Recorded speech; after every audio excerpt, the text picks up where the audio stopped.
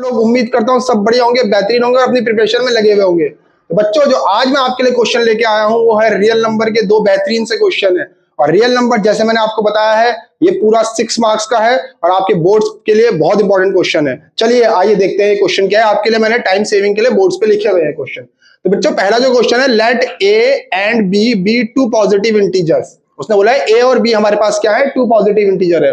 Such that a equals to p की power 2 और q equals to q की power 4 and b equals to p की power 3 q की power 3 where p and q are prime numbers if HCF of a and b p की power m q की power n। इसने बोला HCF हमारे पास ये है और LCM क्या है इसका, p की पावर r और q की पावर s। तब उसने बोला है कि जब ये सारी कंडीशन उसने मुझे दी हुई है उसके बाद उसने बोला है मुझे कि आपने निकालना है m प्लस n कितना होगा और r प्लस s कितना होगा। तो बच्चों इस क्वेश्चन में आप देखो सबसे पहली चीज क्या है, आपको HCF का पता होना चाहिए। HCF क्या होता है, हाईएस्ट कॉमन फैक्टर, और LCM क्या होता है, लोएस्ट कॉमन मल्टीपल। तो जैसे ही मेरे पास पहला नंबर a है p की पावर 2 और q की पावर 4 और b दूसरा नंबर है मेरे पास p की पावर 3 और q की पावर 3। मुझे इन दोनों का HCF निकालना है। मैं यहां पर अगर इनका HCF निकालूंगा तो पहले तो मैं इन दोनों में देखूंगा कॉमन क्या है a और b में, तो p और q मुझे कॉमन दिख गया। फिर मैं उसकी क्या देखूंगा बच्चों, लोवेस्ट पावर देखूंगा। तो लोवेस्ट पावर p की 2 है, यहाँ p की पावर कितनी है 3 है, तो लोवेस्ट पावर क्या होगी, p की पावर 2 हो गई। दूसरा अगर आप देखोगे यहाँ पर q की पावर 4 है और यहाँ पर q की पावर 3 है, तो इसकी लोवेस्ट पावर क्या होगी, q की पावर 3। तो इसका HCF क्या हो गया, p की पावर 2 और q की पावर 3। ठीक है, अब इसी में मैं इसका LCM निकालूंगा। LCM में मैं पहले देखूंगा सारे नंबर्स, p और q ये दो ही नंबर है मेरे पास। ठीक है, अब इसके बाद मैं देखूंगा इसकी हाईएस्ट पावर। तो p की पावर हाईएस्ट पावर क्या है मेरे पास, यहाँ पर 3 है और q की हाईएस्ट पावर क्या है, 4 है। यहां से इसका HCF और LCM आ गया है। अब इसके बाद बच्चों देखो इसने मुझे क्या गिवन था कि HCF इनका क्या है कि p की पावर m है, q की पावर क्या है, n है। अब आप देखो HCF मुझे बोल रहा है वो कि यहाँ पर मैं यहाँ पर इक्वल्स टू में लिख सकता हूँ कि p की पावर m है और q की पावर n है, और LCM में मुझे वो क्या बोल रहा है, p की पावर r है और q की पावर s है। अब यहां पर देखो बच्चों, यहां पर आप p से p का कंपैरिजन कर सकते हो, q से q का कंपैरिजन कर सकते हो। कैसे करेंगे देखो, मैं यहीं पर इसी के आगे कर रहा हूं आपके लिए। p की पावर 2 इक्वल्स टू p की पावर m, तो यहां से मेरा m क्या आ जाएगा, 2 आ जाएगा। बेस सेम है, ठीक है, तो पावर्स हम ऐसे में लिख सकते हैं। फिर दूसरा मेरे पास क्या है, q की पावर 3 और q की पावर n, वही सेम चीज, बेस सेम है तो n क्या हो गया मेरे पास, 3 आ गया। वैसे ही बच्चों यहां पर क्या करेंगे, p की पावर 3 लिखूंगा LCM वाले केस में और p की पावर r, यहां से मेरा r, ठीक है, r क्या आ जाएगा, 3 आ जाएगा। वैसे ही मैं यहां क्या लिखूंगा, q की पावर 4 और q की पावर s, कंपैरिजन करेंगे तो मेरा s क्या आ जाएगा, इक्वल्स टू 4। ठीक है, अब इसने मुझे पूछा क्या है, देखो उसने ये तो पूछा हुआ है, देखो m प्लस n और r प्लस s। ठीक है, और m कितना मेरे पास 2 है, n कितना है 3 है, और r कितना मेरे पास 3 और s कितना है 4 है। आप इन दोनों को ऐड करिए, ये हो जाएगा 5 और ये हो जाएगा 7, 7 5 का मेरा आंसर हो जाएगा यहाँ पर 35। ठीक है बच्चों, इसमें मेन था हमारा पहले HCF निकाल लो इसका, फिर लास्ट में जाके हमने उसके कंपैरिजन कर देना है, p का p के साथ HCF के केस में और यहाँ पर सेम p का p के साथ LCM के केस में और वही HQ के केस में। और फिर यहाँ से जो हमें गिवन पार्ट था उसे लेके हमने वैल्यूज पुट करी और सॉल्व करा, हमारा आंसर आ गया। बच्चों आप देखो ये बहुत ही इंपॉर्टेंट क्वेश्चन है, अगर कोई डाउट होगा आप मुझे कमेंट सेक्शन में लिख सकते हो इस क्वेश्चन के लिए। ठीक है, अब आप इसे कॉपी कर सकते हैं। फिर हम करते हैं नेक्स्ट क्वेश्चन की तरफ बढ़ते हैं।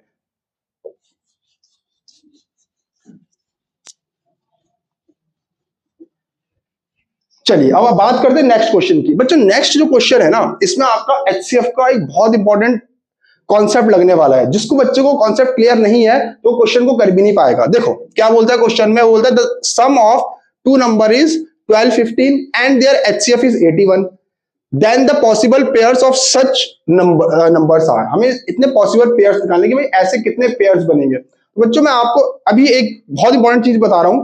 कई बच्चे इसमें क्या गलती करेंगे कि let the two numbers be x and y ले लेंगे, जिससे इनको पूरा क्वेश्चन गलत हो जाएगा। और वो यहां पर क्या करेंगे, इन दोनों का सम क्या कर देंगे, वो लिख देंगे 12 15, जिससे इनका पूरा क्वेश्चन क्या हो जाएगा, गलत हो जाएगा। आप इसे आगे सॉल्व भी नहीं कर पाओगे। HCF मुझे 81 दे रखा है ऑलरेडी, आप उससे कुछ भी सॉल्व नहीं कर सकते हो। उससे पहले आपको कॉन्सेप्ट समझना बहुत जरूरी है। कॉन्सेप्ट क्या है आपका HCF का। मैं सपोज कर लो कोई दो नंबर लेता हूं, 9 ले लिया मैंने, 12 ले लिया, इनका फैक्टर निकाला, 3 की पावर 3 वन जा, और ये आ जाएगा 2 6 जा, 2 3 जा, 3 वन जा। तो 9 का क्या आ गया 3 की पावर 2, और 12 का क्या आ गया 2 की पावर 2 इंटू 3। अगर मैं इनका एचसीएफ की बात करूंगा बच्चों, देखो इनका एचसीएफ क्या आ रहा है, 3 कॉमन है दोनों में, लोवेस्ट पावर देखते हैं तो 3 हमारा एचसीएफ आ गया। अब मैं इसी में क्या करूंगा, आगे आपको एक चीज दिखा रहा हूं, जो उसने बोला है वैसे ही करूंगा। देखो उसने बोला सम ऑफ 2 नंबर इज इतना। अब देखो ये 2 नंबर थे मेरे पास, अब मैंने इन दोनों का सम किया, ध्यान से देखना बच्चों, ठीक है, जितना भी आ रहा 21 आ गया, ठीक है, उससे मुझे कोई मतलब नहीं, सम से कोई मुझे फिलहाल कोई मतलब नहीं। मेरे को यहाँ आपको मेन चीज यहाँ दिखानी है। इस 3 को मैं क्या 9 को क्या लिख सकता हूँ 3 इंटू 3, इस 12 को क्या लिख सकता हूँ 3 इंटू 4।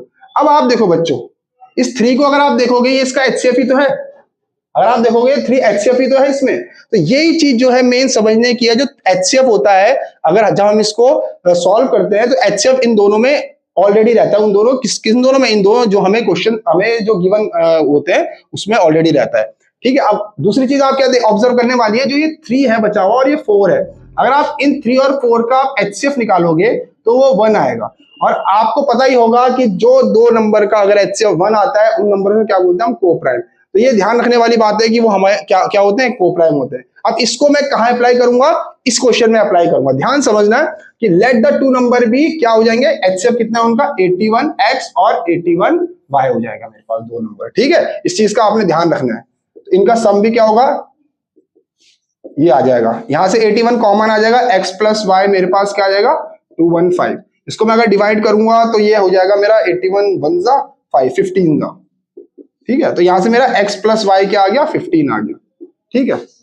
और x और y आपको पता है इसमें क्या है, कोप्राइम है। तो इस तरह से कितने नंबर बन सकते हैं आप देखो मुझे ऐसे नंबर ढूंढने हैं जिनका सम करके क्या है 15 आए और वो क्या हो, कोप्राइम होगा। सबसे पहला देखो 1 और 14 सॉरी 1 और 14 दोनों का सम करोगे देखो 15 आएगा। x और y तो है, ये x है y है, इनका सम करोगे क्या आएगा 15 आएगा, और ये दोनों क्या है कोप्राइम, इनका एचसीएफ आपका 1 ही आएगा। अगला नंबर अगर मैं देखूं तो 2 के साथ में क्या ले सकता हूं, 2 और 12 ले सकता हूं, नहीं 13 ले सकता हूं, 2 और 13 ले लिया। अब आप इनका एचसीएफ देखोगे क्या आएगा 1 ही आएगा, तो यानी कि ये कोप्राइम है, ठीक है। तो यानी कि ये मेरे पास अगला जो मेरे पास ये हो सकता है। फिर अगला क्या हो सकता है, मैं 3 के साथ ले सकता हूं कुछ, 3 और 12 नहीं, 3 और 12 नहीं ले सकता हूं, क्योंकि इसमें जो एचसीएफ आएगा वो 3 आ जाएगा। तो हमें तो एचसीएफ क्या चाहिए होता है 1 चाहिए होता है। फिर मैं अगला नंबर 4 ले सकता हूँ, 4 के साथ क्या आ जाएगा मेरा, अगर 4 11 बिल्कुल ले सकता हूँ, ठीक है। वो क्या होंगे, दोनों कोप्राइम है, ये ले सकता हूँ, ठीक। ऐसे अगला मैं 5 को देखूंगा 5 और 10 बनेगा, बिल्कुल नहीं लेना है। फिर मैं 6 के साथ करूंगा तो 6 के साथ मेरा क्या आ जाएगा 9 आ जाएगा, वो भी हमारा कोप्राइम नहीं दे रहा है हमें। अगला 7 और 8 ये कोप्राइम दे रहा है, ठीक है। इसके आगे आपके पास नंबर नहीं निकल सकते, अगर आप चेक करते हैं इसके आगे कोई और अगर हमारा बनने की कोशिश कराते हैं हम 8 के साथ, देखो 8 के साथ तो 7 ही बन गया, ऑलरेडी पेयर है मेरे पास। 7 के साथ आपका ये पेयर है हमारे पास। 9 के साथ 9 और आपका 6, 9 और 6 नहीं बन सकता, अभी हमने चेक करा, ठीक है। 10 और 5 नहीं बन सकता है। तो बच्चों इसका मतलब यही है जो उसने हमसे पूछा था, सच नंबर्स आर, ऐसे कितने पेयर्स होंगे, then the possible pairs of such numbers are. तो टोटल कितने पेयर्स होंगे, टोटल पेयर्स होंगे मेरे पास 4। टोटल पेयर्स कितने हो जाएंगे, हो जाएंगे मेरे पास 4 इक्वल्स टू 4 दे दो, एक कॉमा करके 4 दे दो, आप जैसा भी दे सकते हो। तो बच्चों जैसे ही 2 क्वेश्चन थे, बहुत ही बढ़िया क्वेश्चन है, आपके एग्जाम में इनके बोर्ड्स में आने के बहुत ज्यादा चांसेस है। तो आप इन क्वेश्चनों को अच्छे से करिएगा, समझदारी से करिएगा। कोई डाउट होगा फिर भी तो आप मुझे कमेंट बॉक्स में लिख सकते हैं। आज के लिए इतना ही, थैंक यू।